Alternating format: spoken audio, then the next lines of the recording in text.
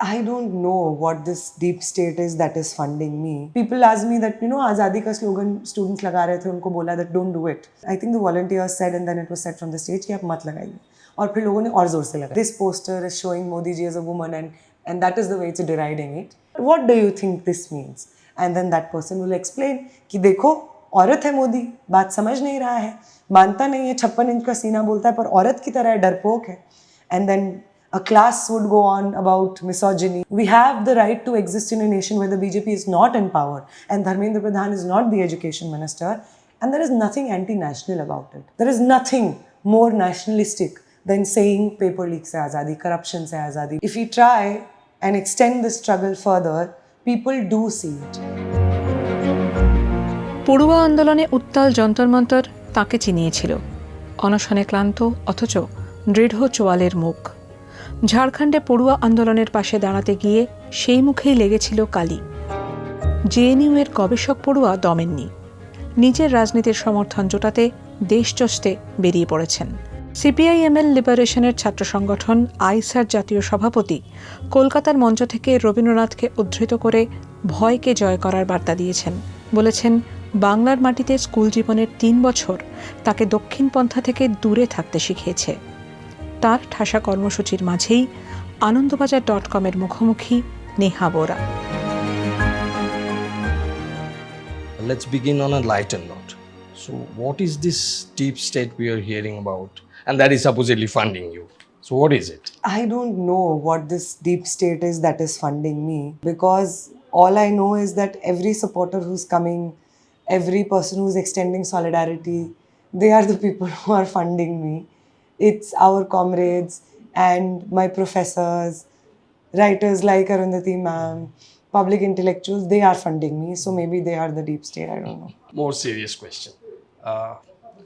I can't think of any student protest that forced resignation of a minister. So that is in a way success or a win. But a couple of weeks past that moment, a couple of weeks since 25th July, how do you measure that win? I measure it even now as a most definitive win, of course. But, a lot happened after the 25th. There was widespread state repression, there was arresting of students throughout the country and not just in Delhi. There was online harassment, FIRs being filed against 15-year-old women students. There was doxing, rape threats, death threats. All of that has happened. And I think all of that has convinced me that this win is most definitely a win. If the Prime Minister has come to Instagram and make utterly what is honestly humiliating videos, if Mohan Bhagwat has to sit down with the Gen Z, if members of the parliament from the BJP are going to the parliament and making weird gestures, using lingo that they don't even fully understand, it's a sign that they realize that they are so unpopular with a very wide demographic in this country.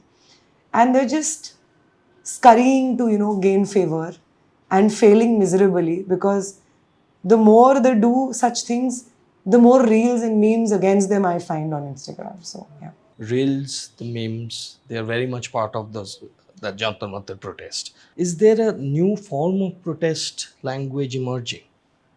And if it is that, then does the left have to adapt to it? No, I think humor and satire has always been part of the resistance movements across the country, because, and But it's a what very... was different? I'm sorry, I'm contradicting. I was saying memes on the posters, not Yeah. only in the social media, and the speed in which the memes and the reels are shared, that was not possible before the social media or the internet. Yeah. They pushed internet in order for us. They pushed Geo, free SIMs, free recharges for 1 year. They pushed all of that to strengthen their empire, to make sure that their propaganda reached everybody, or that misinformation could be easily distributed through WhatsApp University and other Facebook University.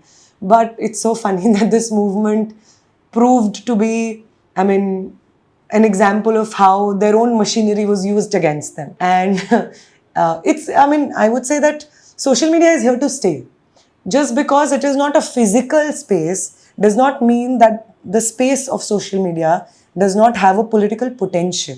Any space where people communicate, where people talk, where you make meaning, any place out of which you make meaning of uh, the world that you live in, of people around you, of politics, of the conditions that we exist in, wherever the possibility of meaning making exists, is a space that has to be populated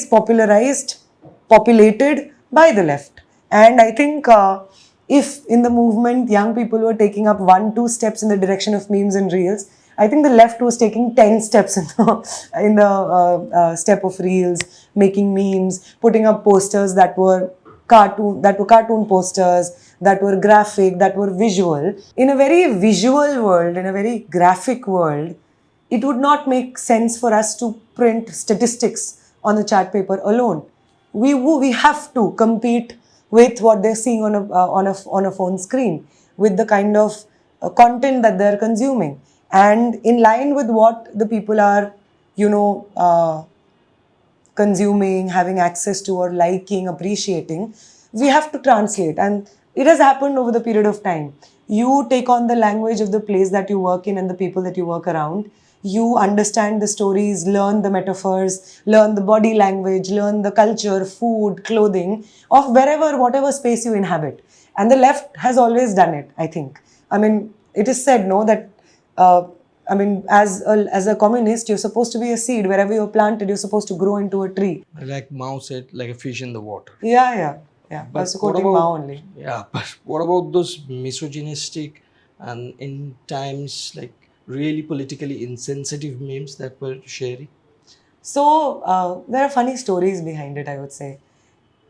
During the day we could not do it. During the day our hunger strikers could not take a walk. But our comrades who were not on hunger strike, they would take a walk around the protest site. And they would mark, this poster is showing Modi ji as a woman, and that is the way it's deriding it. And at night, after, the mic would fall silent from the stage, after people would essentially sleep and, the crowd had left, our comrades would catch hold of these young people. They would be like, what do you think this means? And then that person will explain कि देखो औरत है मोदी, बात समझ नहीं रहा है, मानता नहीं है, 56 इंच का सीना बोलता है पर औरत की तरह डरपोक है. And then a class would go on about misogyny, about caste, about class, because the only way the society has taught us to deride or demean someone is by associating them with marginalized sections of the society. Be it with regard to caste, be it with regard to class, be it with regard to gender, religion, even a criticism, even when it is against power, it takes on the language of misogyny, of feudalism, of all of these things, because that is the language that society has taught us. If people point out to me and tell me that this 15-year-old has a misogynist poster in your hand, why don't you condemn it? I will say, where did this 15-year-old learn this language of misogyny? The first time I have ever heard a misogynist abuse or any form of abuse, the first time any young person has ever heard this abuse is within the four walls of their own house, within their own class. Their teachers abuse, their relatives abuse. The only thing that they know is criticism or condemning someone is equal to misogyny, is equal to a caste abuse, is equal to calling them termites, calling them cockroaches, is calling them gutter generation, is calling them katmulla like Mr. Bidori did, or a wide variety of things. So if people in power, highest offices of power, repeat this language of misogyny, of casteism, if within the four walls of our house or our relatives repeat this language of misogyny and feudalism, then why are you so surprised that young people are reflecting upon the society that they've grown up in? They don't deserve your, isolation and condemnation. They deserve to be told that there is another way of seeing at the world. There is another language in which to interact with people, even when you disagree with them. Yeah. You were the national president of a left student organization. You're coming from a background of organized politics. But We have seen many protests rocking the streets in the past. None of them were as successful as the Jantar Mantar protest. Do you think that the politics of opposition in India needed someone like Abhijit Dipke or Sonam Wangchuk or the CJP to wrest this win? First of all, I think the victories that we register in a movement are not just victories of that movement. It takes a lot of push to finally get the wagon moving. But that does not mean that, if there are 9 people pushing a wagon and the wagon doesn't move, and then a 10th person comes and the wagon moves, it does not mean that the 10th person caused the wagon to move. It means that all of those people, all of those 9 people who were pushing the wagon and it was not moving, all of them also caused the wagon to move.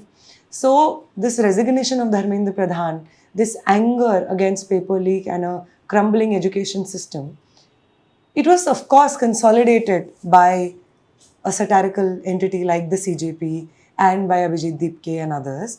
But that doesn't mean that this frustration was not there within the people for a long time. It does not mean that it has not been years and years of hard work, of organized politics to get people here where they are so angry because they've seen that in the past years people have protested, people have charge sheets against them, detentions, all of these things have happened. And now finally, this was a watershed moment for people. That anger was not just the anger for the 2026 paper leak. It was the anger for the mismanagement in the 12th exam. It was CUET, UG, PG, UGC NET, Lekhpal, UPSI, TRE4, RO, professor exams in Rajasthan. So it was a cumulative anger and frustration of all of this. And that has been sustained by a lot of people who are not the CJP. So one is that. And the second is that Indian politics, of course, needs more young people, dynamic people, creative people to come here, mobilize, organize, and get things rolling. That will always be the case. It'll always be true for any country that more and more young people come, young people who are willing to take the risk, to stake a lot of things for a public agenda. And also young people are more energetic. They are still, continuing, if they're in universities, colleges, they're still in that space where discussions, disagreements, all of this is still respectful. You use arguments, you use your words to disagree with your opponent, and it doesn't become something else. So I think that is why also it's important that young people come in. You're saying that the Indian politics needs leaders. Does Indian politics need heroes as well? Because it seems like at times Abhijit Dipke or a Neha Bora is celebrated as a hero. I think And isn't that unfortunate? Yeah, because in all manner and form, this kind of a hero thing is actually, if it goes beyond a point, it becomes besides the point. The issues get pushed aside. The fact that it's the education system that we have to together, build anew, that gets pushed aside. And it's a person, what they like, what they said, that becomes primary. And that is a defeat of the very idea of the kind of education system that we are trying to build, no? Because, even if we're talking about this movement, this fight was honestly a fight of all of those people who were there. Because after the 20th and even after the 18th, when Sonam Wangchuk was picked up, the people who showed up, they were the ones who pushed this movement further. It was their presence that really scared the government into extending a hand and, opening up conversation. When people decide that they stand behind you, and not just behind a leader, but behind this cause, that what were we asking? We were just asking for the resignation of an incapable minister.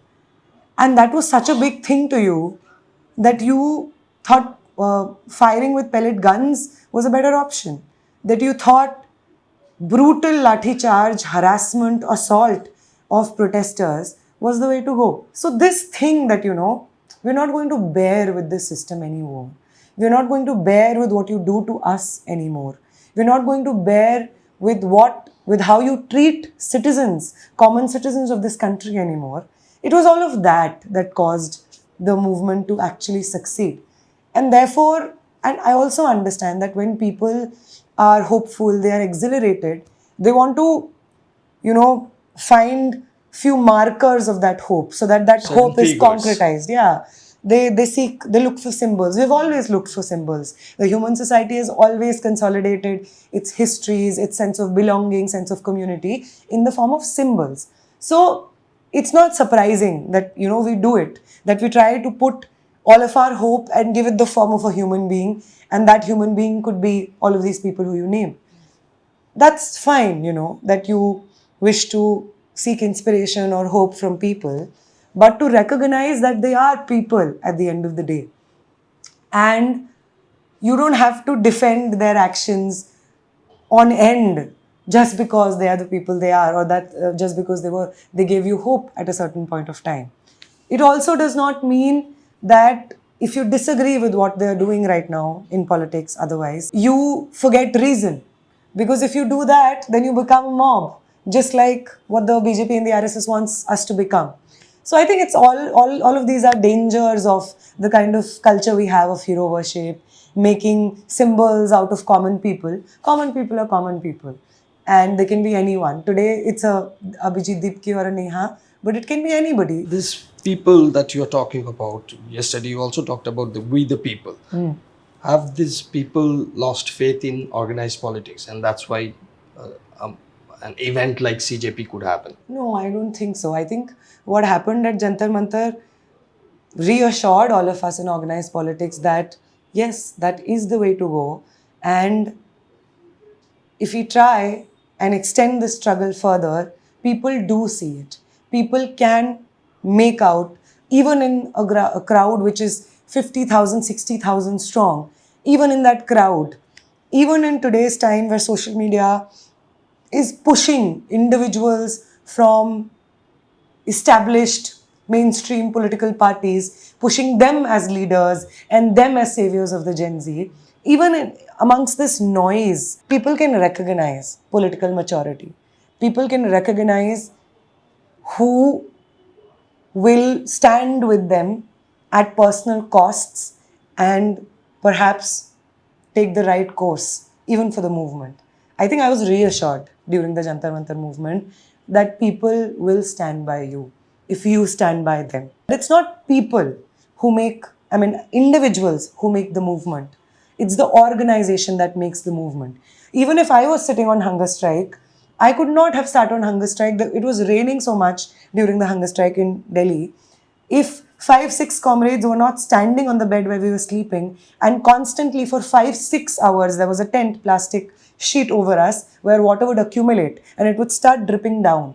And if for 5-6 hours, not even joking, 5-6 hours, as long as it rained, they were pushing with big lathis and they were pushing the water out. We would not have been able to sustain a hunger strike if our comrades were not 24 hours a day. And I'm not joking when I say 24 hours a day. Even at night, people would come, they would wake us up from sleep and say, oh, we want to support you. But of course, if we don't sleep at night, we would have not been able to sustain it. So our comrades would take shifts. Some of them would wake up for this period, then others would take over, and they would make sure that people did not disturb us, that we would be able to sleep. They made sure that if we wanted water would come from nobody knows where. They made sure that when Sonam Wangchuk was picked up and the police barged into our tent to pick us up, they defended us. Not only our comrades, but people who are not affiliated with any organization. They came, made 5-6 layers of human chain and stood in front of the Delhi police, the CRPF, an entire battalion, having never faced such a force, but they stood in front of it. 16, 17-year-old people, 18-year-old, 22-year-old people, defending us, defending 3 hunger strikers against uniformed security personnel, just because they believe that, we should not be taken away because the protest would dissipate. That you will not find this kind of thing anywhere else other than in mass movements and in left politics. So the fact that a leader becomes important, we think of politics this way because that is the dominant mode of politics. and but even if it is a dominant mode of politics, it's still a mode of politics. There are different modes of politics. When the politics of the country changes, the modes and how we see politics will also change. So hopefully, the way we understand politics as leader and top down, that will also change. Hopefully, when the politics changes. For the 20th July rally, CJP announced an approved list of slogans, which included Bharat Mata Ki Jai. And given the contestations around that slogan, Bharat Mata Ki Jai, in the recent times, do you agree to that approved list of slogans? First of all, I would not agree with approved list. This concept of approved list. It's a mass protest, and there were people who did not want to come on the stage ever. They were just there to support. They braved pellet guns, tear gas shells, lathis. They braved extreme, brutal state repression, and they deserve to reclaim the slogans that they want. They deserve to be a voice of the mass movement. They deserve to be not censored. Because when you say that this is approved list and yahi kariye, you are replicating, you're creating a power structure, right? And I don't agree with this kind of an understanding. And if, second thing, the list of slogans also, and the exclusion of certain slogans, as I got to know, that day I was not there when this happened, but people asked me that, Azadi ka slogan students laga rahe the, unko bola that don't do it. I think the volunteers said, and then it was said from the stage, ki aap mat lagaiye. Aur phir logon ne aur zor se lagaye. So I got to know this. And it was great to know that, people are saying that as citizens, we do have the right to an education system without paper leak. We do have the right to exist with security where the security forces or the police forces will not crack down on us. We have the right to exist in a nation where the BJP is not in power and Dharmendra Pradhan is not the education minister, and there is nothing anti-national about it.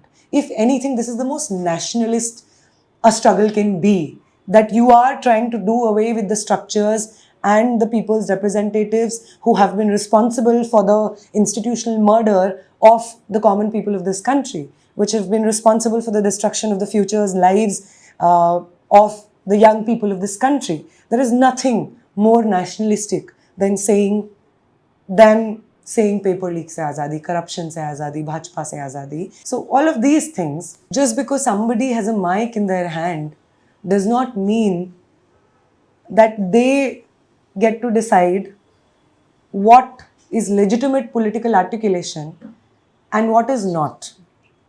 So when you say that you will raise a Bharat Mata Ki Jai, which has been in academia, been widely talked about, because in a nation which relegates an entire people, an entire nation is relegated to a mata, in a country where either you can be a mata or you can be a kulta. And the moment that mata is a god-like figure, it cannot be questioned, it deserves loyalty to at the cost of everything else. And the fact that this is a country with widespread gender inequality and violence against women. And of course, when you say Bharat Mata, you mean that a nation is beyond question. And you mean that the structures, the people who occupy structures of power in that nation, they are beyond question. And that is why when you say Bharat Mata Ki Jai, I would agree when people say Bharat ke logon ki jai, Bharat ke logon ke sangharsh ki jai. But आप जब भारत को एक God like figure बना देते हैं, तो आप भारत लोगों को नहीं बना रहे होते हैं, आप खुद को बना रहे होते हैं. You make yourself into an unquestionable deity, you make the government an unquestionable deity, and all other institutions associated with the state an unquestionable deity. You have been to Jharkhand. Do you think that the Jharkhand protest is not gaining as much attention as it should in comparison to the Delhi protest? I would say the opposite. Because while the Jantar Mantar protests were absent from mainstream media for a long time, but the Jharkhand protest has, I mean, the entire right-wing ecosystem has mobilized behind it. The entire right-wing system has has tried to justify its absence in the 2-month-long protest against Dharmendra Pradhan by overshowing or overcompensating with its propaganda material with regard to the Jharkhand protest. But I would say that even in that, it is completely failing to stand by the protesters of Jharkhand. Because if you look at the organizers' X page, somebody sent it to me. All of the posts that they have made, I mean, in the past 3-4 days, while I was going to Jharkhand, then I came back from Jharkhand, they've been about me and they've been about Aisa. Why? Don't you think the deteriorating health condition of the hunger strikers is something that you should be reporting on if you stand with the students? Don't you think it is important to highlight that agencies like the TDPL, private agencies, are being pushed into the education system, and which are not only creating opportunities for paper leak, but institutionalizing paper leak as a normal part of our lives? Don't you think this is what you should be talking about? And when I say you, I mean these right-wing channels. But all of this reportage is absent from whatever they're doing. Everybody who is standing in solidarity with the protest at Jantar Mantar is also standing in solidarity with the protest in Jharkhand. But that cannot be said for the BJP, ABVP, Bajrang Dal people who are standing in solidarity with the people in Ranchi, but were calling the people who are sitting in protest at Jantar Mantar cockroaches or anti-national or terrorists. So that is a change. Last question. Yesterday was birthday of one of the former students of your alma mater, JNU. So on the one hand, there's Avijit Dipke, there's Neha Bora, and on the other hand, there's Umar Khalid. Do you consider Umar Khalid as one of those people who pushed the wagon before you? Yes, most definitely. I mean, when I was giving that metaphor, in fact, it is all of these things that I was thinking about. I was thinking about the equal citizenship protests of which Umar was a part, of which Sharjeel was a part, for which they were punished to mobilize an entire nation on the idea of equal citizenship. They were punished for that. An example was made out of them for that. So yes, Umar is one of those people who pushed this wagon before us. In fact, if the equal citizenship protests had not happened, if I had not met, seen, gotten to know about people like Umar, I would not have decided to be a student activist. So me and people like me are student activists, or speak or have the courage to speak truth right now, because there were so many before us who taught us what it means and how courageous and how beautiful it is to speak truth to power, and Umar is one of them.